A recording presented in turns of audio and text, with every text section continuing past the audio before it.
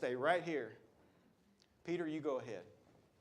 You go walk to Jesus. Your boat of life is whatever represents safety and security apart from God. What is your boat in life?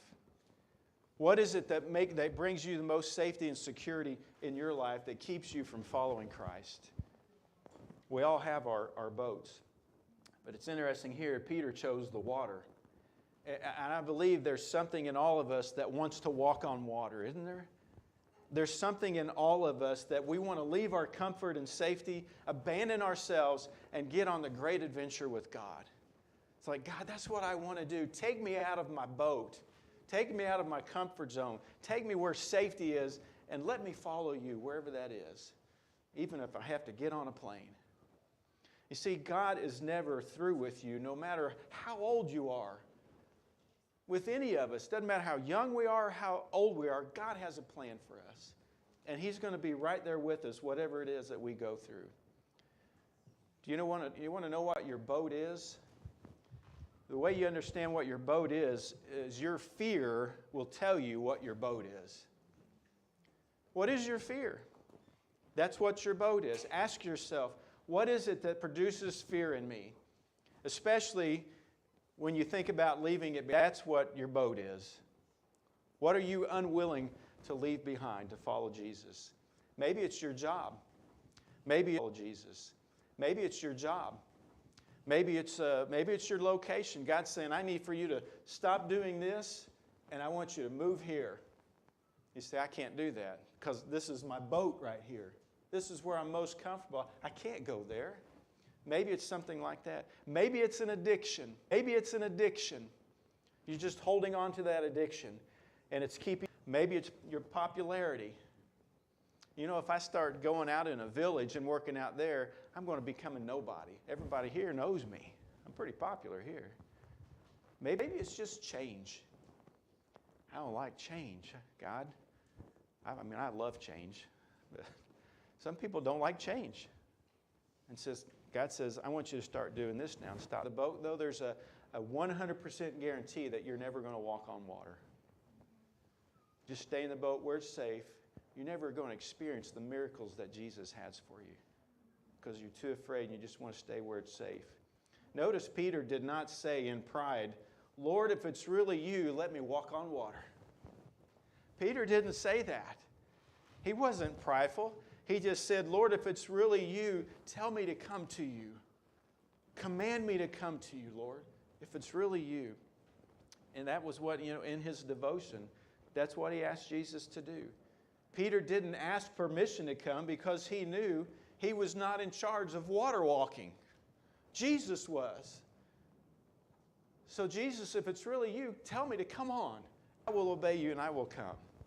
Jesus said, Peter, come on. Peter said he climbed out of the boat and started walking on the water towards Jesus. The third thing about water walkers is they accept fear. They embrace fear as the price of growth, spiritual growth in their life. Look at verse 30. Peter was walking on the water towards Jesus, and it says, but seeing the wind, he became frightened, and he began to sink, and he cried out to Jesus, Lord, save me. He started sinking. We're going to see why in a minute. He was walking. He was doing fine. But the minute that he took his eyes off Jesus, he started sinking. And that's what happens to every one of us. Eyes off Jesus, we start sinking out of fear again. And we lose sight of Christ. Peter's focus here is shifted from the Savior to the storm. He let the storm grip him again. And he got scared. And he started sinking. And that's what happens to all of us. It's like, that isn't it. Everything is going great and then the storms come. And we take our eyes off Jesus. I think we live in a society, we live in a world today that is just fear-driven. And we let fear overtake us and we suffer and it leaves us unable to do anything and go anywhere. We just get paralyzed with fear. God, I can't do that. I can't go there. I can't do this. I can't follow you. And God's saying, you need to get out of the boat and come trust me. I read a story one time. There's a pastor in America, he's an older guy now named Chuck Swindoll. I've been listening to him for years. And he told a story one time of in Colorado, I believe, that was going mountain climbing. And he was climbing this mountain, and he came up over a ledge, and when he raised up over the ledge, right in his face, just a meter or so from his face, was a rattlesnake, coiled up, ready to strike. One of the most deadly snakes in America. And he didn't know what to do, and he just froze there because he knew if he strike. And so just as he was about to move, the snake tried to strike him, and he grabbed a hold of the snake by the neck and was hanging on to it for dear life, we would say in English. And he got down off the mountain, back down to safety. And they said when they got down there, they had to pry his fingers open one by one because he had such grip on that snake he wasn't going to let go. He was paralyzed with fear because he knew if he let go of it, he'd probably be bit, and who knows what would have happened. That's what Satan loves to do. He loves to paralyze us with fear. And Jesus is saying, keep your eyes on me, because fear can paralyze. And the decision to grow always involves a choice between risk and comfort. To be a follower of Christ, we must renounce our comfort as the ultimate value of life. If we are going to grow spiritually, we can't keep living according to fear. And then finally, the last one is water walkers see failure as an opportunity to grow. We see failure as an opportunity to grow. Let's look at the last three verses here. In verse 31, it says, Jesus immediately reached out and he grabbed Peter, and he said to Peter, you have so little faith. Why did you doubt me? Verse 32, when they climbed back into the boat, the wind stopped. Then the disciples worshiped Jesus and said, you really are the Son of God. Immediately the wind stops, the storm stops, and they start worshiping Jesus. Let me ask a question. Did Peter fail? And most of our eyes would say, yeah, he took his eyes off Jesus. He was sinking. He was a failure. But you know what? Only Peter knew the glory of walking on water, though, didn't he? Because he got out of the boat. He alone knew what it was to attempt to do what he was not capable of. He knew the only way he was going to be able to do it is if Jesus told him to, because he had enough faith in Jesus to take care of that. And once you've walked on water, I'm sure you never forget it. I've never walked on water, probably never will. But I'm sure if I ever did walk on water, I'd never forget it. All the miracles that we've seen in our own life, we never forget them. Why? Because they were only done by the power of Christ in us and through us. Peter knew in a way that the others could not, that when he started to sink, he knew Jesus could save him. He still cried out to him, but he knew that they were with him. So why do you think Jesus rebuked Peter? You know, Peter kind of had a life of that. You know, he was the one that spoke out during the transfiguration and said, Lord, we need to build three altars right here. And the voice of God from heaven told Peter, said, Peter, be quiet. And he's always being rebuked. He was the one that Jesus said, get behind me, Satan. But before we get too critical about Peter's life, we need to ask ourselves, are we any different? How many times have we denied Christ? How many times have we been afraid to step out in faith? Is our faith any stronger than Peter's faith? Would you be willing to leave your comfort zone and get out of the boat and start walking on water? Or would you have stayed in the boat? That Jesus didn't ask Peter, why were you afraid? He didn't ask Peter that. That's interesting. Jesus just asked him about his doubt, not his fear. He said, Peter, why did you doubt me?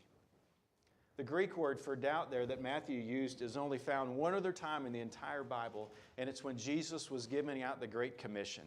In Matthew chapter 28, verse 17, it says, and when they saw him, when Jesus was appearing to them before he ascended, it says they worshiped him. There was a crowd of people. They were there watching Jesus getting ready to ascend back into heaven. It said some believed in him, but some were doubtful. It's the only other time that it's used here. Matthew 14 and Matthew chapter 28. It's interesting too, they're the only two places in the Bible where we find doubt associated. And I think the same is true with us today. We will either doubt who Jesus is or we will worship Him for who He is. That's the choice. You're going to doubt who Jesus is? You're going to doubt that He's the Son of God? You're going to doubt that He's God in the flesh incarnate? Or are you going to worship Him for who He is? So what is it exactly that they doubted? Look at verse 28.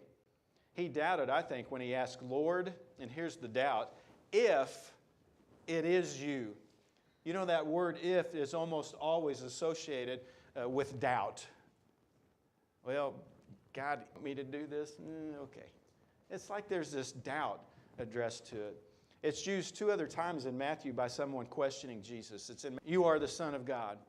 And then he starts tempting Jesus to try to prove that, to do something amazing. He said, why don't you turn these stones into bread if you are God? Why don't you jump off the pinnacle if you are the Son of God? It's this in Matthew 27 on the cross when people were passing by and they said, if you are the Son of God, why don't you bring yourself down off the cross? There's doubt involved there. Lord, if it really is you, Peter said, tell me to come to you. And as I said earlier, Jesus had to just declare Himself with one, it's me. You can come to me. So Jesus rebuked Peter for his doubt, not his fear. But like Peter, we can be afraid of wind and waves. But what we doubt is whether or not Jesus is with us during the storms, is it not? And that's when we start taking our eyes off of Him. We don't have to validate who Jesus says He is by asking Him to do something amazing. We just need to trust Him. We've seen Him do so many things in our life before. We just need to believe He is and remain faithful. Hebrews chapter 11, verse 6 says, without faith, it is impossible to please God. Without faith, it's impossible to please God. Peter learned this lesson. 2 chapters later, he calls Jesus the Christ, the Son of the living God. You know, the worst failure is not to sink in the waves. The worst failure is to never get out of the boat. We're not going to experience the miracles of life if we don't get out of the boat. Failure does not shape who you are. The way you respond to failure is what. He was the first man to ever climb to the top of Mount Everest. And Sir Edmund Hillary once said these words to the mountain. He was talking to the mountains. He said, I will defeat you yet because you're as big as you're going to get, but I'm still growing. In other words, I'm still learning, and I'm going to climb to the top of this mountain yet. It took him 2 tries on the second try. He said this after the first try. He didn't make it. Second try, he did make it to the top. You know, one of the things that we tend to overlook or forget about this story is the other disciples that stayed in the boat. You know, we always think about Peter and Jesus, Peter walking on water. And a lot of times it's easy for us to be critical about the other. Oh, they didn't get out of the boat. They're a bunch of sissies. They have no faith. They all just stayed in the boat. But sometimes, you know, it's just enough to stay in the boat and keep doing what you were doing. Sometimes God doesn't call us to get out of the boat. Just keep going. Just keep pressing on. They didn't get out of the boat, and I think there was a reason for that. Faithful, unnoticed, non-dramatic work being done in the boat can also be blessed by God. There's something about to be said for believing the power of Jesus' words when He claims we need not fear because He's the great I am. We need people like Peter who are willing to get out of the boat. But sometimes we also need people who just remain faithful to keep pushing on, keep going. When we fail, and we will fail sometimes in life, Jesus is always there to pick us up. But sometimes He calls us to come out and walk